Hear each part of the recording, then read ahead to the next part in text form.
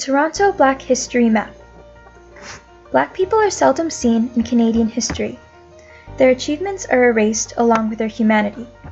The Toronto Black History Map was inspired by other campaigns such as TTC #ThisIsWhere and the Aboriginal Land Acknowledgments that raise awareness by putting locations into perspective as the initial steps to solving problems of assault in public spaces and reconciliation.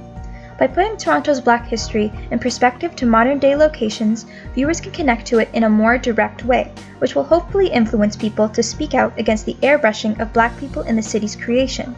This map is an endeavor to create a visually cohesive learning resource about Black history in Toronto, seeking to help Black Canadians gain a reference point for history that is often disjointed and suppressed, helping people develop an enriched perspective of Toronto's racial composition and hidden figures, and to pay respect to the people often neglected in Canada's narrative.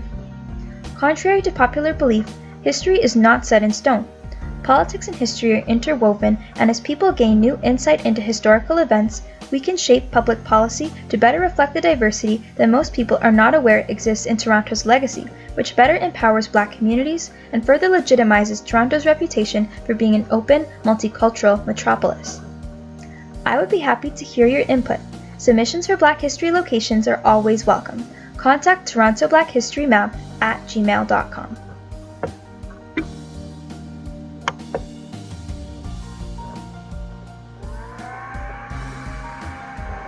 Hubbard Park. Hubbard Park, 550 Gerrard Street East, Toronto, Ontario. William Peyton Hubbard was born in Toronto in 1842.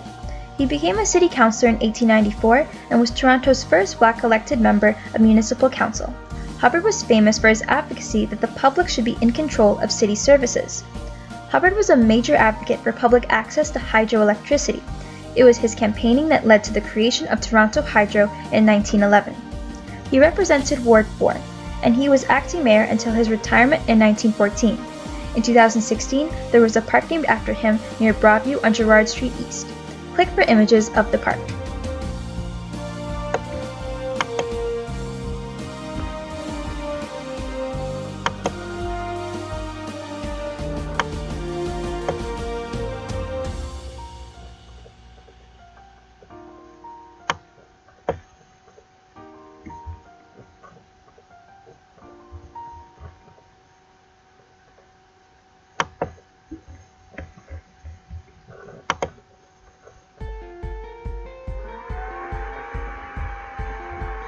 Thornton and Lucie Blackburn, the owners of the first taxicab service in Toronto.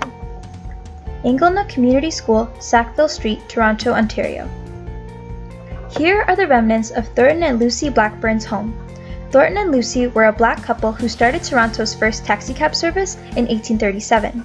Their transit consisted of a horse-drawn carriage painted red and yellow, called the City.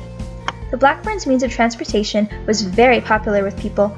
The couple owned approximately 6 homes, offering shelter to runaway slaves. They also built a 1.5-story building to house their carriage and horse. In 1888, the Blackburns did an interview about their taxicab service with journalist John Ross Robertson. Despite their success, the Blackburns still faced discrimination, being referred to as colored, and they were not permitted the right to vote. Click for images of the Blackburns taxicab.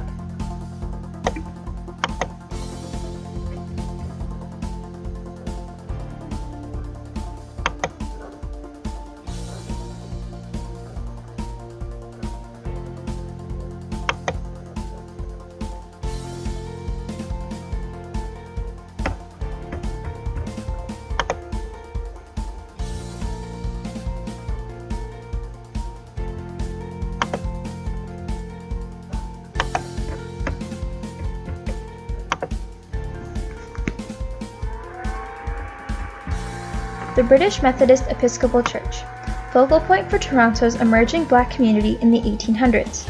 94 Chestnut Street, Toronto, Ontario, Canada. The British Methodist Episcopal Church was a shelter for Black people leaving America for freedom in the 1800s.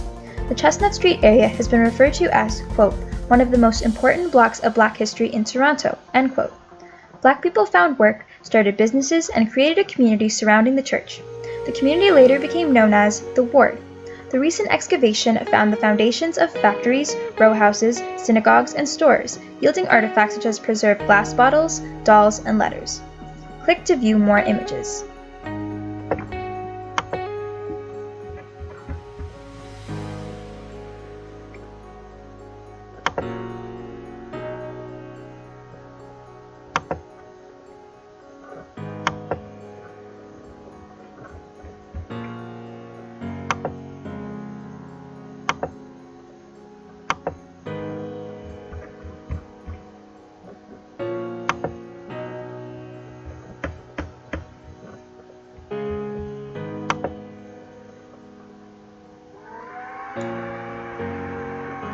Albert Jackson, the first black postman in Toronto.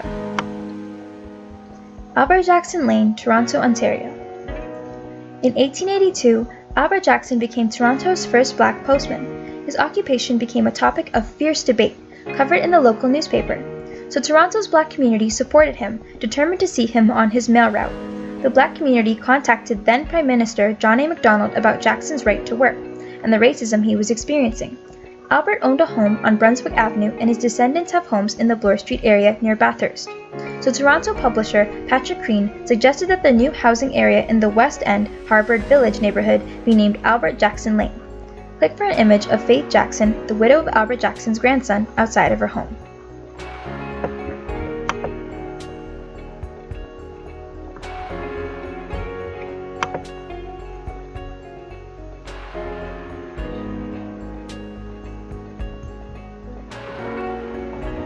Ontario House, YWCA, 698 Ontario Street, Toronto, Ontario.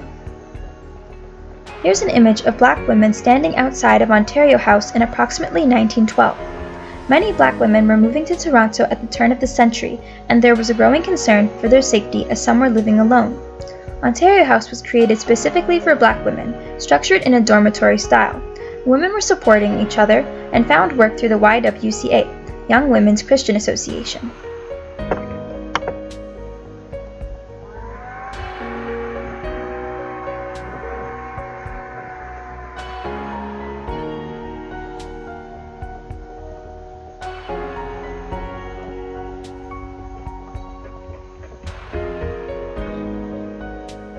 The distribution and dissemination of information indicates the hierarchy of power.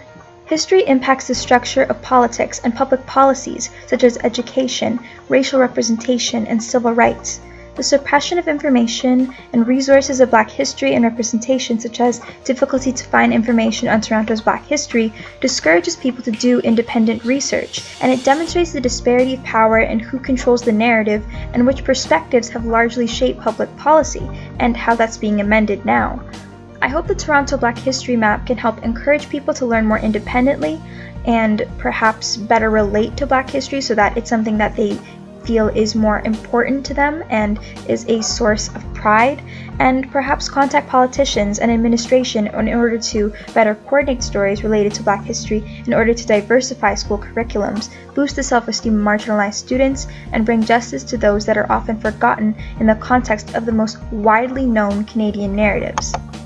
As Rosemary Brown once said, "We must open the doors and we must see to it that they remain open so that others can pass through." She was a politician, activist, and Canada's first black female member of the provincial legislature.